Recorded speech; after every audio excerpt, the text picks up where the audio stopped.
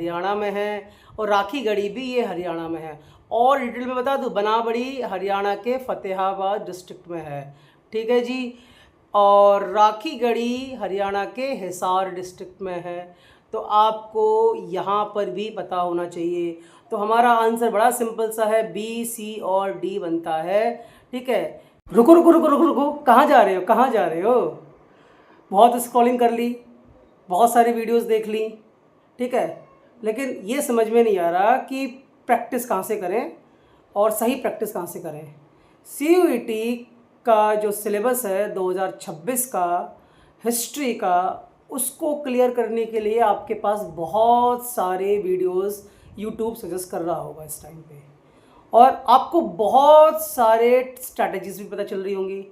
लेकिन सबसे इम्पॉर्टेंट जो स्ट्रैटेजी है वो यही है कि आप NCERT प्लस कितने प्रैक्टिस सेट लगा पाते हो। सिंपल, अगर आपने NCERT के बेसिक्स के साथ प्रैक्टिस सेट्स को सॉल्व करना शुरू करा, रोज के 30 क्वेश्चन भी कर लिए चैप्टर वाइज, आपके 250 में से 250 नंबर कहीं नहीं गए। ठीक है, तो बहुत देख लिया, अब यहाँ पर आए हो तो रुक जाओ। 250 में से 250 नंबर दिलवाने की जिम्मेदारी मेरी। ठीक है, तो welcome to the class of CUET 2026 practice question for the subject of history. ठीक है, तो without wasting time let's start. तो सबसे पहले हमारे पास जो क्वेश्चन है वो है आपका इंडस वैली सिविलाइजेशन का। ठीक है, और that is we are having about कि भाई वहाँ पर कौन सा ग्रेन हमें बहुत कम मिला है। सिंपल सा क्वेश्चन देख के हमें समझ में आ गया कि ये क्वेश्चन आपका PYQ में आया हुआ है। ठीक है, और कौन सा ग्रेन हमें नहीं मिला है। देखो इसके बारे में किसने बताया है, आर्कियो बोटानिस्ट ने, एज पर द NCERT का हर एक पैराग्राफ, हर एक हेडिंग इंपॉर्टेंट है, प्लीज़ नोट इट डाउन। तो यहाँ पर आपके सामने जो सबसे जो रेयर केस में हमें मिला है, एक तो राइस के बारे में बताया है, एक है आपका मिलेट के बारे में बताया है। ये दोनों बहुत रेयर केस में हमें मिलते हैं इंडस वैली साइड्स पे। ठीक है, दूसरा जो क्वेश्चन है वो है आपका कि भाई इनमें से कौन सा साइट इंडिया में है, या ये कह लो कि कौन सा इंडिया में नहीं है। तो बेसिकली ये पूछ रहा है कि भाई हमारा जो इनमें से कौन से site, which one of the following mature Harappan sites are located in present day India. So we know very well, Ganeriwala जो है ये आपका पाकिस्तान के पंजाब वाले एरिया में पड़ता है।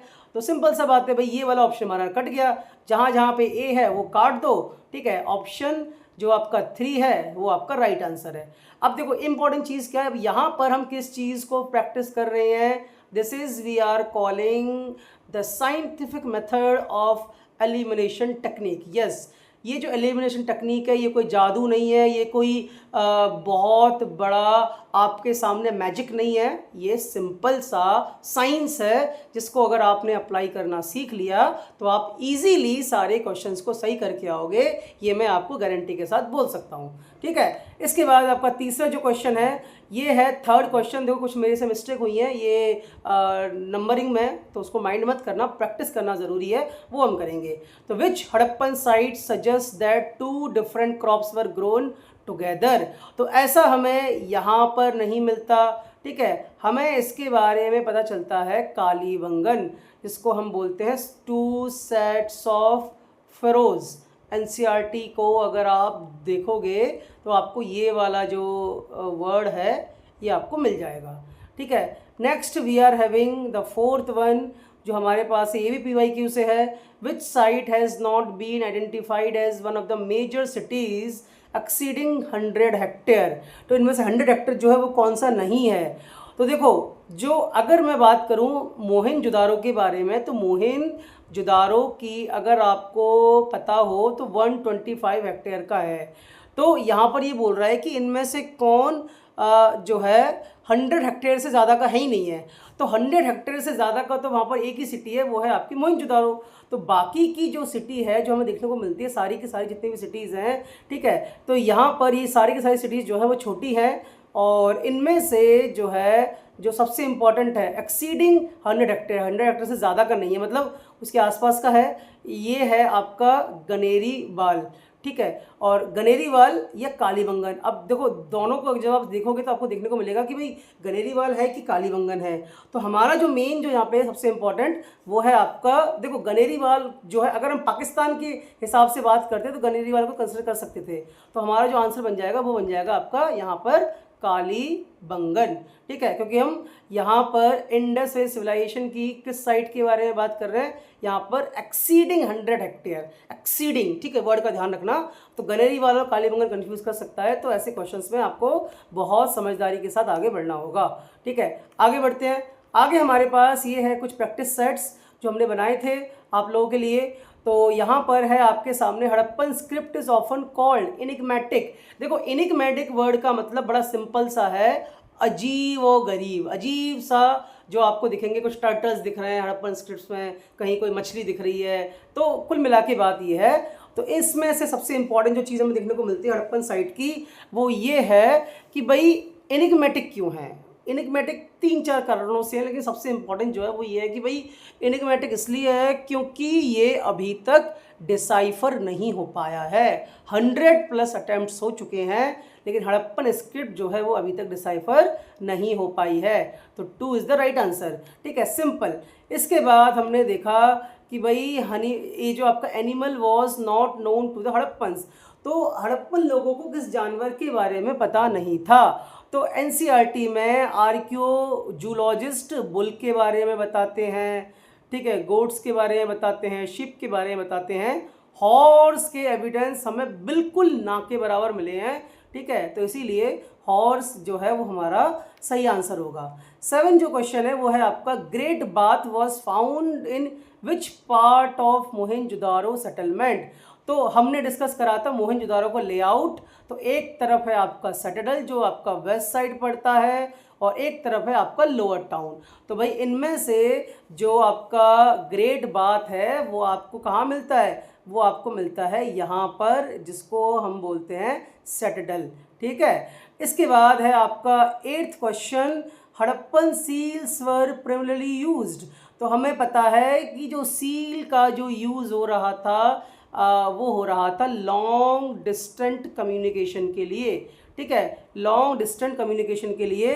तो बिल्कुल सही आंसर हमारा क्या आ जाएगा, ये वाला आ जाएगा, ठीक है। 9 question, which stone was primarily use to make Harappan beads, ठीक है। बीड्स बनाने के लिए किसका यूज़ करते थे ये लोग, बीड्स बनाने के लिए इनके पास देखो कार्लेनियन रेड कलर का पत्थर है, ठीक है, स्टेटाइट एक मिट्टी जैसा पत्थर है, जैस्पर भी ये लोग यूज़ करते हैं। तो इसमें से जो सारे के सारे जितने भी ये स्टोन है इनका ये यूज़ करते हैं, कार्लेनियन, जैस्पर, स्टेटाइट। बस एक चीज़ का यूज़ नहीं करते। सपोज क्वेश्चन आ जाए, विच one of not following were use for making of beads. तो लैपिस लजूली जो नहीं यूज़ होता है। कई बार क्वेश्चन ऐसा भी आ सकता है, हमें ये भी देखना है कि भाई इसके अपोजिट में क्या क्वेश्चन बन सकता है, ठीक है। तो नो यूज़ होता था लैपिस लजूली का, लैपिस लजूली का ये यूज़ नहीं करते थे बीड्स के लिए। बाकी ये जो है ये कार्लिनियन का यूज़ कर रहे थे, जेस्पर का कर रहे थे, स्टेटाइट का कर रहे थे। तो इसीलिए हमारा जो आंसर बन जाएगा वो ये बन जाएगा, ठीक है। लैपिस लजूली जो है वो एक नीला कलर का पत्थर है, ठीक है, जो हमें मोस्टली बहुत कॉस्टली पत्थर है जिसका ये लोग यूज़ नहीं करते थे। तो 10 क्वेश्चन आपका है, लोअर टाउन जो है मोहनजोदारो का ये डिफरेंट क्यों है सेटेडल से। तो सबसे पहले जो है it was build on mud brick platform, it was not walled, तो ये भी नहीं होगा। It was build on mud brick platform, it was use for public purposes, it was much larger area. देखो लार्जर तो था, इस बात में कोई शक नहीं है, लेकिन एक बात जो हमें समझ में आती है कि जो इंडस वैली के अंदर लोअर टाउन है वो सेटेडल से बड़ा है। तो इसमें से जो सबसे सही ऑप्शन है वो आपका यही बनता है कि भाई ये जो एरिया है ये थोड़ा सा आपका जो है लार्जर एरिया में काउंट होता है, ठीक है। अब आगे बढ़ते हैं। आगे है हमारा 11th नंबर का question, which of the following was a specialize centre for making shell object like bangles and ladles. तो भाई सबसे अच्छा जो जगह हमें मिलता है वो है आपका, वैसे देखो लोथल में भी मिला है, नागेश्वर में भी, लेकिन सबसे इम्पॉर्टेंट जो प्लेस है दैट इज़ चानहुदाड़ो। ठीक है, चानहुदाड़ो जो है वो सबसे इम्पॉर्टेंट है, जो हमें देखने को मिलता है। अब यहाँ पर चानहुदाड़ो जो है बहुत छोटी साइट है। कई बार हिस्टोरियंस जो हैं वो नागेश्वर को भी डिस्कस करते हैं कि भाई नागेश्वर भी हो सकता है। ठीक है, नागेश्वर, चानहुदाड़ो। तो अब इस क्वेश्चन में कह रहा है making shell object like bangles. तो बेंगल्स और लेडल्स, तो देखो लेडल्स जब यूज़ करा गया है तो लेडल्स के लिए हमें नागेश्वर का कंसिडर करना पड़ेगा। तो सही ऑप्शन हमारा 2 नहीं होगा, 3 होगा। तो हमें यहाँ पे भी देखना है, कई बार इस तरह क्वेश्चन आपको आ सकता है और आपको वहाँ पर सही आंसर तक पहुँचना पड़ेगा। Harappan sourced Lepus lazuli blue stone, ये कहाँ से आता है? ये आपका आता है अफगानिस्तान से। बिल्कुल फैक्चुअल क्वेश्चन है, बहुत इजी है, बहुत इंपॉर्टेंट है, जो आपको सही से आना चाहिए। ठीक है, इसके बाद है हमारा नेक्स्ट क्वेश्चन है 13। तो 13 में हड़प्पन जो ईंट का रेशो है, ब्रिक्स का रेशो, उसके लिए गाना याद रखना, 1 2 का 4 4 2 का 1। ठीक है, तो भाई कहाँ है 1 2 का 4 4 2 का 1?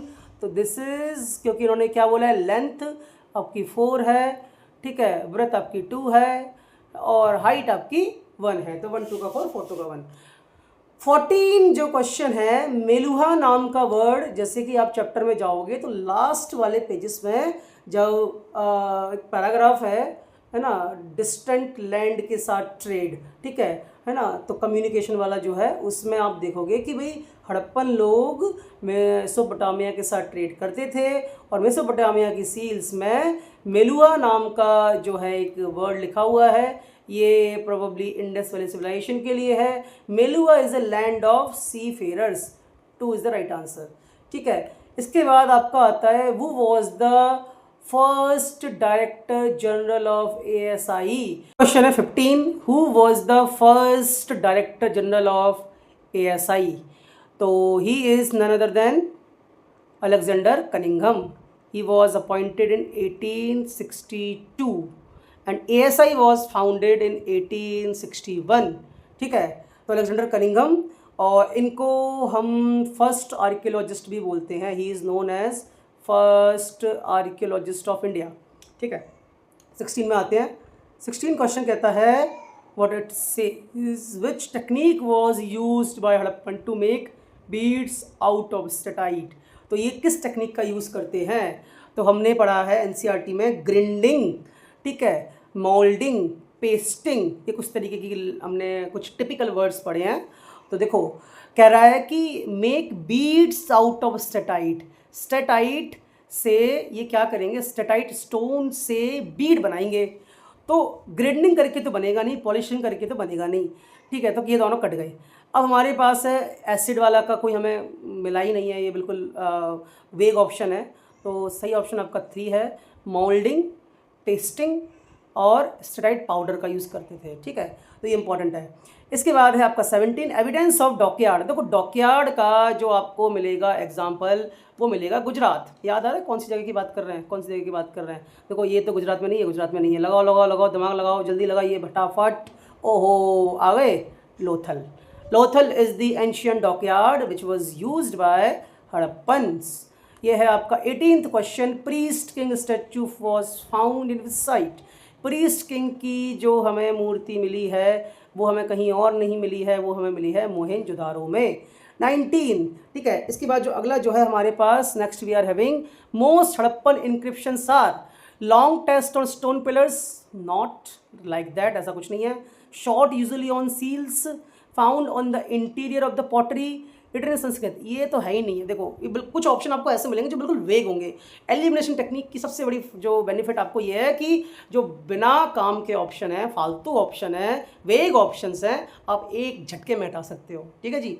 तो हमारे पास देखो सील्स इतने छोटे छोटे से मिले हैं हमें, तो इसमें कोई सवाल ही पैदा नहीं होता कि लॉन्ग टेक्स्ट लिखे जाएंगे, और संस्कृत भी लिखने के लिए लॉन्ग टेक्स्ट की जरूरत पड़ती है, तो दोनों तो बकवास ऑप्शन है। ठीक है, इंटीरियर ऑफ द पॉटरी ऐसा कुछ नहीं है। शॉर्ट यूजुअली ऑन सील्स, तो सील्स में हमें मिले हैं। सही ऑप्शन आपका जो है 2 है, बिल्कुल सिंपल, कोई दिक्कत वाली बात नहीं है। इसके बाद आपका है नेक्स्ट वाला, चलो आगे बढ़ते हैं। ठीक है, आगे है हमारा 20 वाला क्वेश्चन। 20 वाला क्वेश्चन जो है वो क्या कहता है, वो कहता है आपका कि भाई what was unique about the drainage system.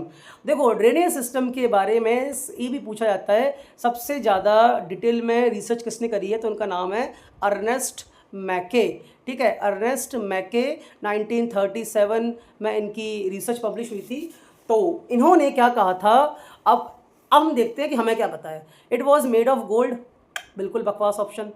Drainage were built after the house, drainage were laid out first and then houses were built along them, there were no drainage system. तो भाई जब ड्रेनेज के बारे में बात करें, drainage तो होगा ना। तो 1 और 4 ऑप्शन तो बिल्कुल भी काम का नहीं है। जो इंपॉर्टेंट है वो कौन सा है, that is the option we are having. Drains को पहले बनाया गया था, क्योंकि सिस्टमेटिक ड्रेन्स हुआ करते थे वहाँ पर, कि ऐसा नहीं कि पहले घर बनाए गए फिर ड्रेन्स निकाले गए, नॉट लाइक मेसोपोटामिया। तो ड्रेनेज सिस्टम बहुत वेल प्लान था, इसीलिए मोहनजोदारो को हम प्लान सिटी बोलते हैं, because of the drainage system. तो this is the right option we are having. ठीक है, 3। Next we have question number 21।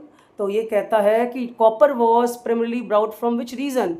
अब देखो कॉपर के बारे में जब हम बात करते हैं तो वो यहाँ पर रीजन नाम का वर्ड यूज़ कर रहा है, तो उसका मतलब वो इंडियन सब कॉन्टिनेंट के अंदर से कोई चीज़ अगर इम्पोर्ट हो रही है तो उसके बारे में पूछ रहा है। वैसे कॉपर जो है इंडिया से बाहर से भी मंगाते थे, ठीक है, मगन से। तो इस तरीके से अगर हम देखें तो यहाँ पर जो ऑप्शन हमारा बनता है, वो ऑप्शन हमारे पास आ जाता है 2 खेतड़ी राजस्थान। ठीक है, तो इस तरीके से जो कॉपर है इंडिया से मंगाते हैं। ये दोनों ऑप्शन तो बिल्कुल काम के नहीं है। ठीक है, 22 जो क्वेश्चन है, Harappan civilization is also known as the Indus valley civilization because Harappa जो है वॉज फर्स्ट साइट। देखो ये तो हो गया, ये तो उसने उल्टा बोल दिया कि भाई हड़प्पन सिविलाइजेशन को हम इंडस वैली सिविलाइजेशन क्यों बोलते हैं। लोगो अगर हम ये बोलते हैं कि भाई इंडस वैली सिविलाइजेशन को हड़प्पा क्यों बोलते हैं, तो पहला ऑप्शन हमारा सही होता। Most sites are located in the Indus river valley. ठीक है, the Harappans worship the Indus river. तो यहाँ पर पूजा के इंडस रिवर की पूजा करते थे, ऐसा हमें कोई खास एविडेंस तो हमें देखने को नहीं मिला। तो यहाँ पर जो पहला ऑप्शन है वो अकेला ठीक तो होगा नहीं। ठीक है, अकेला तो गलत हो जाएगा।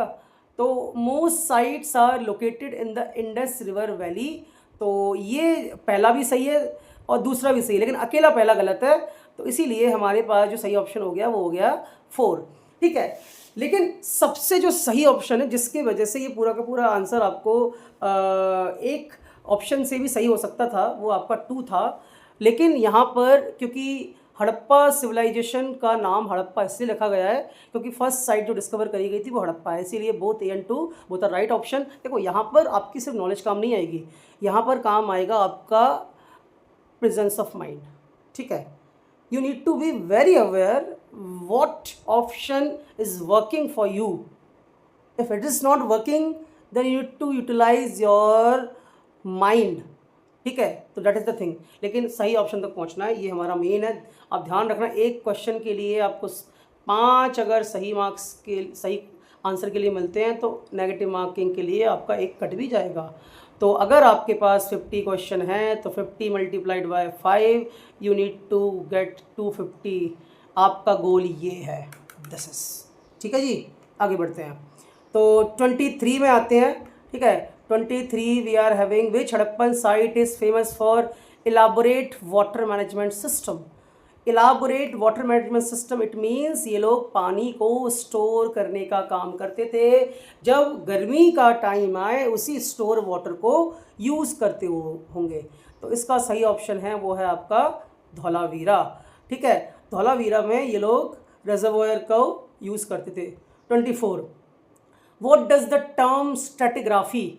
स्ट्रेटिग्राफी का क्या मतलब होता है? स्ट्रेटिग्राफी का मतलब होता है, देखो ये है आपकी मिट्टी के लेयर, ये मिट्टी के लेयर्स की जो स्टडी है, ठीक है, स्टडी जो है मिट्टी के लेयर की उसको हम बोलते हैं स्ट्रेटिग्राफी, स्टडी ऑफ लेयर्स। तो यहाँ पर study of layers of earth to determine the age of artifacts. ठीक है, बिल्कुल सही ऑप्शन है 2। R M. Wheeler director general of ASI 1944 emphasized, इन्होंने किस तरीके की स्ट्रेटिग्राफी को फोकस करा था? इनका जो मेन फोकस था, ये कहते थे कि भाई स्ट्रेटिग्राफी जो है वो आपका किस तरीके से होना चाहिए, हॉरिजॉन्टल पे बोला था उन्होंने, नहीं, उन्होंने कहा था कि भाई वर्टिकल पे भी होना चाहिए। तो following the stratigraphy of the mount, तो इन्होंने वर्टिकल पर भी फोकस करा था, हॉरिजॉन्टल पे फोकस करा था जॉन मार्शल ने। मिसलेनियस क्वेश्चंस पे बात करते हैं। हमारा डेली का यही रहेगा कि हम अगर 30 क्वेश्चंस चैप्टर वाइज लेंगे तो 10 क्वेश्चन हम मिसलेनियस भी लेंगे। अब आपके दिमाग में डाउट आ रहा होगा कि सर हमने तो अभी सारे चैप्टर्स को पढ़ा ही नहीं है एग्ज़ाम के बाद। तो कोई बात नहीं, यहाँ पर खेल इंटेलिजेंस का है, यहाँ पर खेल साइंस का है, यहाँ पर खेल आपकी प्रेजेंस ऑफ माइंड का है। ठीक है, आप कितनी बार भी रिवाइज कर लो, लेकिन आपको सही ऑप्शन तक पहुंचने के लिए स्ट्रेटजी लगानी पड़ेगी और सही ऑप्शन तक आपको जाना है। तो आपको पूरे सिलेबस में से एटलीस्ट डेली कम से कम 5 या 10 क्वेश्चन उठाओ। सही बन रहे हैं गलत बन रहे डजंट मैटर, लेकिन वो आपके माइंड को रेडी कर रहा है, क्योंकि होल सिलेबस से जब सारे के सारे क्वेश्चन आएंगे तो उनको डील कर पाने के लिए मेरे अंदर एबिलिटी है। That is simple. तो यहाँ पे ये 10 मिसलेनियस हैं, ये आपके माइंड को प्रिपेयर करने के लिए, आपकी साइकोलॉजिकल स्टेटस को स्ट्रॉन्ग बनाने के लिए, जब पेपर आए आपके सामने आप रेडी रहो कि भाई कर देंगे। ठीक है, अच्छे से पूरे पेपर को संभाल लेंगे, दिक्कत वाली कोई बात नहीं है। ठीक है, तो भरोसे वाली बात है, अपने ऊपर भरोसा करोगे तो बहुत अच्छा पेपर जाएगा। ठीक है, तो यहाँ पर आपके सामने है पियदस्सी, तो चैप्टर 2 में से लिया गया है। चैप्टर 2 में से पियदस्सी का जो वर्ड है जिसके बारे में पता किया था जेम्स प्रिंसेप ने। पियदस्सी का मतलब होता है बिलव्ड ऑफ गॉड या प्लीजेंट टू बी होल्ड। ठीक है, तो देवना पिय जिसका मतलब होता है बिलव्ड ऑफ गॉड, ठीक है, और पियदस्सी जिसका मतलब होता है प्लीजेंट टू बी होल्ड। ठीक है, जेम्स प्रिंसेप ने जब अशोकाज इंक्रिप्शंस को डिकोड करा था तब उन्होंने ये जो है वर्ड्स को आइडेंटिफाई करा था। तो ये है आपका टाइमलाइन वाला क्वेश्चन। मैंने इसीलिए एक बार आपको बता दूं कि एनसीईआरटी में जो भी टाइमलाइंस आपकी दे रखी हैं चैप्टर के पीछे, उनको कम से कम एक टाइमलाइन को 4 से 5 बार हाईलाइट करके रख लेना। क्यों? क्योंकि उस टाइमलाइन से आपको कम से कम 3 से 4% क्वेश्चंस मिलेंगे ही मिलेंगे इस तरीके के। देखो, तो इसको सॉल्व करने का तरीका क्या है? सॉल्व करने का तरीका बड़ा सिंपल सा है। हम यहाँ पे क्या टेक्निक लगाएंगे कि भाई इनमें से कौन सा, arrange the following political and economic developments in a chronological order. ठीक है, तो ये मैंने पेन चला दिया गलत जगह पे, अब लगाते हैं सही जगह पे। भाई political and economic development chronological order में बताना है। तो सबसे पहले कौन थे, फिर कौन है, फिर कौन है। तो देखो, सबसे पहले जहाँ तक हमें पता है, सबसे पहले हमें पता है कि इंडिया के अंदर मौर्यन एम्पायर के टाइम पीरियड के आसपास तकरीबन 323 BCE के आसपास अलेक्जेंडर का इंडिया पर इन्वेजन होता है, सिंध पे वो हमला करते हैं। ठीक है, इसके बाद हमने देखा कि भाई जो है मौर्यन एम्पायर आया, मौर्यन एम्पायर के बाद फर्स्ट सेंचुरी के आसपास इंडो ग्रीक रूलर्स जो है वहाँ पर आकर बसने लग जाते हैं। इसके बाद इंडो ग्रीक रूलर्स के बाद ही जो नॉर्थ वेस्ट वाला एरिया है, ये देखो, ये वाला एरिया समझ लो, ये आपका नॉर्थ वेस्ट वाला एरिया है, ये वाला, इस एरिया में हमें शका रूलर्स मिलते हैं। और उसके बाद है आपका वाटकास जो है, वाटका किंग्स जो है वो हमें मिलते हैं यहाँ पर। तो इस तरीके से अगर आप देखोगे तो ये जो ऑप्शन है ये आपका जो है डी सबसे पहले आएगा, डी के बाद आएगा बी, और बी के बाद आएगा ए, और ए के बाद आएगा सी। ठीक है, तो ए जो है बिल्कुल सही ऑप्शन निकल के आ जाता है। तो ये टाइमलाइन बहुत इंपॉर्टेंट है, टाइमलाइन से आपको बहुत सारी चीज़ें क्लियर हो जाती हैं। ठीक है, नेक्स्ट जो है हमारा क्वेश्चन नंबर 28। ठीक है, तो क्वेश्चन नंबर 28 जो है वो है आपका verses ascribed to Kabir have been compiled in 3 distinct tradition. ठीक है, तो कबीर की जो भी वर्सेस हैं, जो भी उनके विचार हैं, जो भी उनके दोहे हैं, वो किस फॉर्म में, किन ग्रुप ऑफ बुक्स में कंपाइल करा गया। तो मैं बता दूं, कबीर के जो बुक्स हैं वो 3 हैं जो आज हमें गुरु ग्रंथ साहिब में मिलते हैं। साखी है, सबद एंड रामायणी, ये 3 हैं। अब इन तीनों के कंपाइलेशन को हम बोलते हैं बीजक। क्या बोलते हैं? कबीर बीजक। तो कौन सा है आपका? ठीक है, नॉट वन ऑफ देम। तो क्या कह रहा है इनमें से? Which among the following is not one of them? Kabir have been compiled in 3 distinct traditions.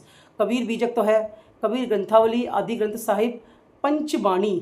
ठीक है, तो पंचवाणी जो है, पंचवाणी जो बुक है, उस बुक के बारे में थोड़ा सा हमें सोचना पड़ेगा कि जो पंचवाणी बुक है वो बुक एक्चुअली में इसमें भी कबीर के विचार हैं, लेकिन आदि ग्रंथ साहिब में जो है इनमें से एक चीज़ नहीं ली गई है, साखी है, सवद है, रमैनी नहीं है।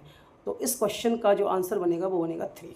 ठीक है, आदि ग्रंथ साहिब में कबीर के आइडियाज़ लिए गए हैं लेकिन सारे नहीं लिए गए हैं। That is the important thing you need to know. ठीक है, इसके बाद आगे बढ़ते हैं 29 question. When was the regulating act passed by British parliament? Regulating act जो है हमें बताया, देखो भाई बंगाल में गवर्नमेंट आती है रॉबर्ट क्लाइव की 1765 बक्सर के वॉर के बाद। उसके बाद 1772 में आते हैं वॉरेन हेस्टिंग। वॉरेन हेस्टिंग साहब जब आते हैं तो वो कहते हैं कि भाई बंगाल के अंदर इस टाइम की जो सिस्टम है उसको हटाओ और नया कुछ लेकर आओ। तो वो लेकर आए 1773 में। ठीक है, तो 1 is the right answer. 30 question जो है आपका, who represented the merchant communities as Nagar Seth in urban centre during the medieval period? ठीक है, तो नगर सेठ कौन है? तो नगर सेठ का मतलब आपके वो लोग हैं जो गांव के या शहर के, यहाँ पर बात हो रही है नगर अर्बन कम्युनिटीज़ के, यानी कि सिटी एरियाज़ का जो एलाइट क्लास है, जो रिच मर्चेंट क्लास है, उनका यहाँ पे जिक्र हो रहा है। तो इसके बारे में आपका आंसर ऑलरेडी यहाँ पे दिया हुआ है, नगर सेठ। बड़ा इजी सा क्वेश्चन था लेकिन हमें पता होना चाहिए था। Where was the Safavid empire located? तो सफाविद एम्पायर चाइना में तो होगा नहीं। ठीक है, और इसके साथ साथ जो है अगला, क्या ये अफ़गानिस्तान में होगा? ये हमें देखना पड़ेगा। ठीक है, अफ़गानिस्तान में भी हमें नहीं दिखाई देता। ठीक है, अब ये जो आपका जो एम्पायर है ये कहाँ होगा? तो ये वाला जो एम्पायर है, सफाविद जो एम्पायर है, ये आपके ईरान के रूलर्स के लिए बोला जाता है। दैट इज़ वेरी इंपॉर्टेंट, जो हमें पता होना चाहिए। ठीक है, इसके बाद है 32, सिलसिला का मतलब क्या होता है? सिलसिला का मतलब पीरी और मुरीदी, गुरु और शिष्य की परंपरा सूफीज़म के हिसाब से। तो ये चेन है, ये क्या है? एक चेन है। तो इसका ये जो है ये सही आंसर होगा। बाकी का ऑप्शन भी देख लो, कोई दिक्कत वाली बात नहीं है।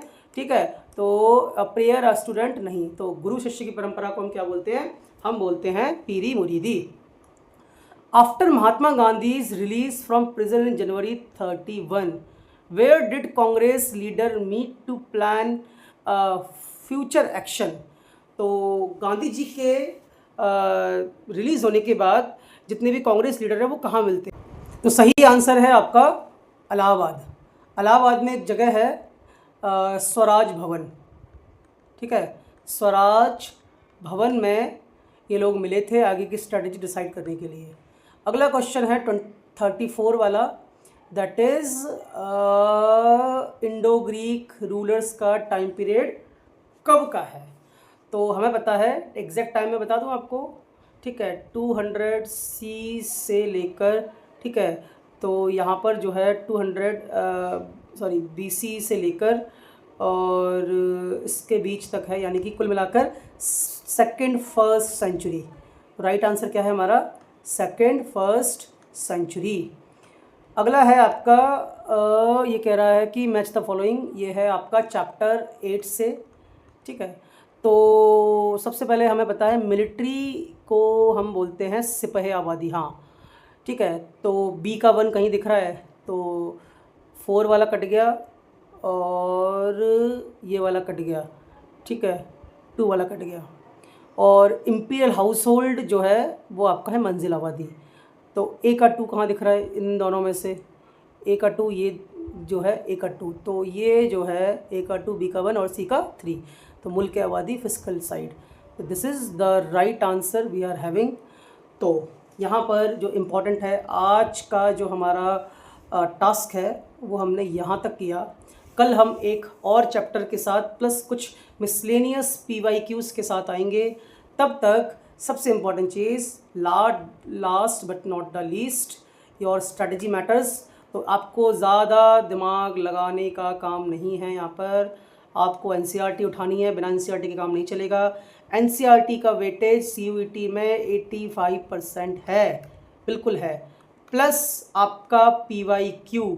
ठीक है, इसका वेटेज आपका बनता है 10% और 5% जो वेटेज आपका बनेगा वो किसका बनेगा? वो बनेगा आपने कितने प्रैक्टिस सेट लगाए। ठीक है, बस ये 3 स्ट्रैटेजी को वन बाय वन करके फॉलो करते जाना। एनसीईआरटी को पढ़ना है किसके साथ? पीवाईक्यूज़ को या प्रैक्टिस क्वेश्चन को करने के साथ साथ। इसको हम बोलते हैं एक्टिव स्टडी। अब आपको सारा चैप्टर रिवाइज करके आप सोचो कि तब हम एमसीक्यू लगाएंगे, तो वो इतना लॉजिकल नहीं है, क्योंकि हमारे माइंड में एक टाइम के बाद जो डेटा है अगर उसको प्रोसेस नहीं करते तो वो डेटा कहीं ना कहीं गायब हो जाता है। आप कॉन्सेप्चुअल क्वेश्चन कर तो लोगे, लेकिन फैक्चुअल क्वेश्चंस में, एचओटीएस टाइप की क्वेश्चंस में आपको दिक्कत आएगी। इसीलिए आप ये मत सोचो कि कंप्लीट सिलेबस करने के बाद ही हम टेस्ट सीरीज उठाएंगे, नहीं। एक चैप्टर आपने पढ़ लिया या उसके कुछ एमसीक्यू सॉल्व करे, कहीं कोई दिक्कत आ रही है उस चैप्टर में से निकाल के वहीं की वहीं आपने उसको एडजस्ट कर लिया। ये एक्टिव स्टडी आपके लिए 100% वर्क करेगी, आई कैन गारंटी यू। ठीक है, तो सीयूटी का एग्ज़ाम बहुत अच्छे से निकलेगा हिस्ट्री का। मैं आपको इस बात का प्रॉमिस दे सकता हूँ कि आप अगर इस स्ट्रेटेजी के साथ चलोगे, you will get 250 out of 250 for sure. ठीक है, thank you so much, stay healthy और अपनी प्रिपरेशन करते रहो। कहीं कोई डाउट आए तो कमेंट बॉक्स में दे देना। I will be sharing your problems, your queries. Thank you so much, God bless you.